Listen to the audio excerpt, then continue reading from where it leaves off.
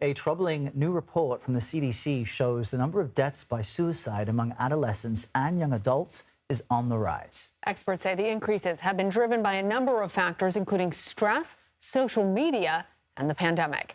According to the report, suicide rates for people between the ages of 10 and 24 rose 60% since 2011, and that amounts to 11 deaths by suicide per every 100,000 people in that age range. Really eye-opening there. Now, one of the approaches that's having a positive result across the country are mental health clubhouses like Fountain House here in New York City. They are essentially free centers that help people get back on track. And joining us now to discuss this, here in Studio 57, is Ken Zimmerman. He's the CEO of Fountain House, and Arvind Sooknanan, who's a member of Fountain House Clubhouse in the Bronx. A very warm welcome to you both, and joining us and speaking about something that's so challenging. Ken, I want to begin with you. 60% jump in suicide in this country, to me, is stunning, considering we're supposed to be in the modern age. We're supposed to be at our most comfortable and joyous in society and in history.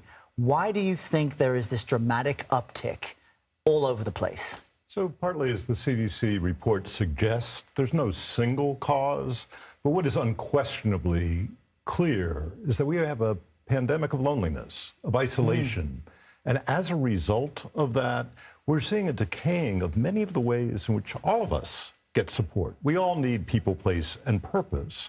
And if we're lonely and isolated, then many other challenges can become more severe. Part of why we're so appreciative of being present here today is that there are solutions hiding in plain sight. Fountain House, which I'm privileged to be the CEO of, has been around for 75 years, and its essence is as simple as one could possibly imagine. Community is a therapeutic intervention. If we provide connection, provide agency, start with dignity for people with the most serious mental illnesses, for most of us, what happens is we build resilience. And Arvind, who is not just a member of Fountain House, he's on the board of Fountain House, so he's actually my boss, is somebody who represents how transformative it can be when you create community. And we're excited that the clubhouse model, which we started, now has 200 clubhouses around the country and is beginning to gain the kind of attention as the transformative intervention that it really is. I want to bring Arvind into this conversation. It's interesting that you're both a member of Clubhouse and you're also on the board. I love that detail. Tell us what your experience has been like for you. What is a day like for members? Definitely. So in short, I'm actually only 24 years old, and because of my, history with living with serious mental illness, I'm actually still in college, but wrapping up. Hopefully, we'll be graduating this December. And my life had been deeply impacted by serious mental illness in so many ways, more than one. And as someone who's been born and raised in the Bronx and cycled through the mental health system here, I couldn't find real recovery or meaning in anything I was trying to do. I really wanted to be like everyone else my age and be seen as someone that's more than my illness. But the system and the community or the people around me originally said otherwise. But it wasn't until I found Fountain House via the Bronx Clubhouse that I was able to see myself not only having a path to recovery, but being someone that was more than my illness, that's someone that can also be an advocate, that can also impact the lives, or at least try to advocate for the 14 million other people across the country living with serious mental illness that had similar experiences to what I did. Let's talk more about that. First of all, I think it's remarkable what you've been able to do, right? To turn something that you've had a challenge with into like a strength. There are millions more people watching right now who are just like you, but are in the phase of feeling like the world is too much and they can't get out of it. What advice do you give to people who feel as if they just have no other option, so that they know that there are many other things they can do and there's joy ahead in some ways? Definitely. I mean, I had really been through the mill in this city and also in other parts of the country.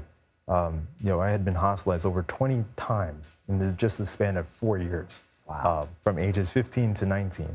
And a myriad of high schools, doctors, therapists, ended up dropping out of high school and getting my GED, just trying to become, something of a young adult. And really, there were so many points in which I felt so alone. My only friends were my voices in sleep. And I honestly felt I had no one. I mean, as also the son of Guyanese immigrants, there was a stigma about mental health care, a huge stigma about mental health care, and including in coming from a neighborhood in the Bronx, with the Bronx having the highest rates of psychiatric distress in the country. Right? But what had worked for me so much was Fountain House, this community system of care, and knowing that, I too could contribute, just like everybody else. One of the biggest things that makes Fountain House is that everybody, is working together to make each other's life better. That, in essence, is the model. But it's also very intentional. Everything we do is in the support of one another and the goals of people with serious mental illness, in supporting them with their housing, education, wellness, and employment goals. So one thing, if I can just add to that, I mean, Arvind's story is replicated. We have 2,000 members here in New York City, and by coming into a community that's a voluntary community, which everybody is not a patient, we don't use that term, it's a member because they co-lead the organization with me. But what's equally significant, and is part of the reason why our current system is as broken as it is, we rely too much exclusively on medication. We rely too much on exclusively a medical model. And we do not invest in the kinds of things that can help create community. In simple response to your question, people should know not only are they not alone, but that Arvind's story and so many others represent something we don't talk enough in public policy circles about hope. We are so glad that you are both here to talk to us about that and to give people out there who are struggling some additional hope. Ken Zimmerman, Arvind Sooknanan, thank you both. Yeah, thank you, gentlemen. Thank you. Of course, if you or someone you know needs help, the National Suicide Prevention Lifeline is a network that's available 24 hours, 7 days a week. You can call, text, or chat their hotline using the 3-digit number 988.